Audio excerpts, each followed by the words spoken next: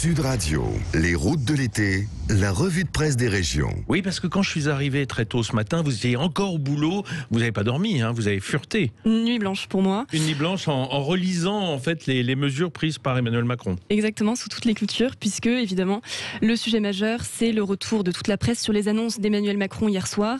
Macron frappe fort en une de la dépêche du midi. La prime aux vaccinés pour le populaire du centre et la montagne. Vaccination, Macron veut convaincre, titre l'éclair des Pyrénées. Le passe-partout, tente Sud-Ouest. Dans la presse nationale, même ordre de bataille. Macron veut vacciner la France, dans le Parisien. Le traitement de choc, diagnostic Libération.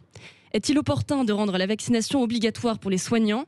Est-il judicieux de bannir les non-vaccinés des lieux de culture, des centres commerciaux, des infrastructures sportives, des trains, des bars et des restaurants, de sorte à contraindre toute la population à recevoir ces doses de vaccin ?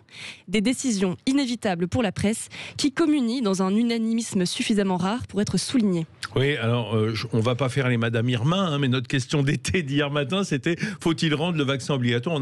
On avait un peu senti venir. On n'était pas les seuls. Hein. Toute la presse unanime avait senti venir.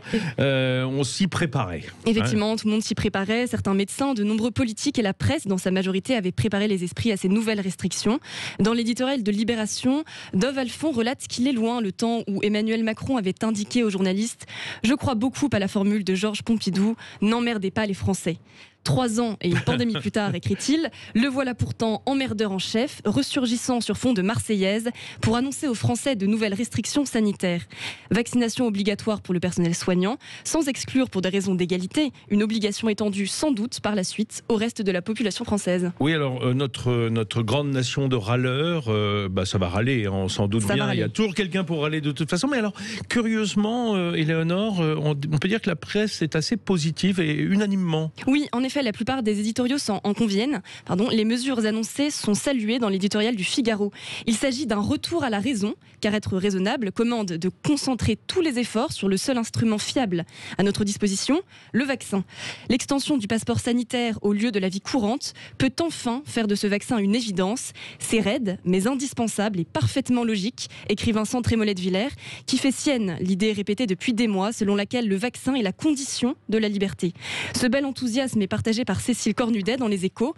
Plus contraint dans son action qu'il ne le concède, Emmanuel Macron met l'accent sur la vaccination pour contrer le Delta et préserver la croissance. Le président va le plus loin possible avant l'obligation pure et dure.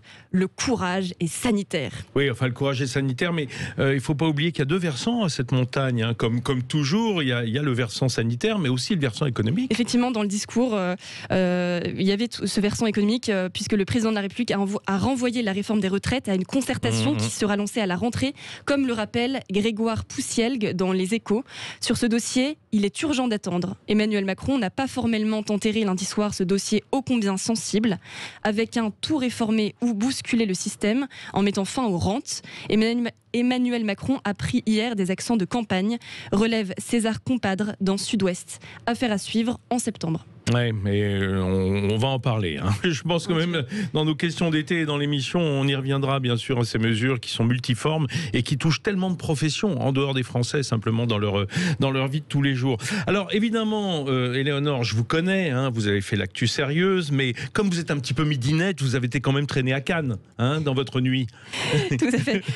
J'ai été sur la Croisette puisque un célèbre cinéaste américain a projeté hier son dernier film qui porte sur un autre président.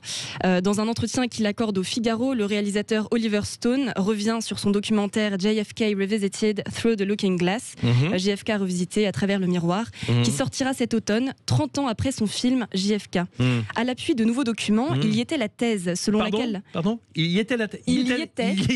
Il y était la thèse. Le verbe étayer. Tout à fait, bravo. Merci. Beau sens de la grammaire. Ça relève le niveau, là. Tout à fait. Selon laquelle le président Kennedy aurait été la victime d'une opération spéciale montée par la CIA. Ce film, dit-il, apporte un nouvel éclairage sur l'affaire en s'appuyant uniquement sur des faits. À 74 ans, le cinéaste mondialement connu explique se ficher des conséquences liées à la sortie de ce documentaire et se défend d'être anti-américain. Je suis un patriote, dit-il. Rendez-vous en septembre, quand les heureux détenteurs du pass sanitaire pourront voir le film dans les salles de cinéma. En tout cas, la CIA est démasquée. On verra. je parlais de passe sanitaire. Hein. Elle est démasquée, la CIA. C'est ça, oui, d'accord, ok. Bon, allez, on finit sur un miracle. Oui, parce qu'à Lourdes, dans la République des Pyrénées, on peut lire un article sur l'assouplissement des mesures sanitaires qui a permis le retour des pèlerins, même si pour l'heure, les nombreux commerces ou hôtels fermés témoignent d'une affluence encore très inférieure aux années pré-Covid. Lourdes, des miracles. Ils en ont encore en réserve pour les années qui viennent. On espère bien, bien sûr. Merci beaucoup, Éléonore.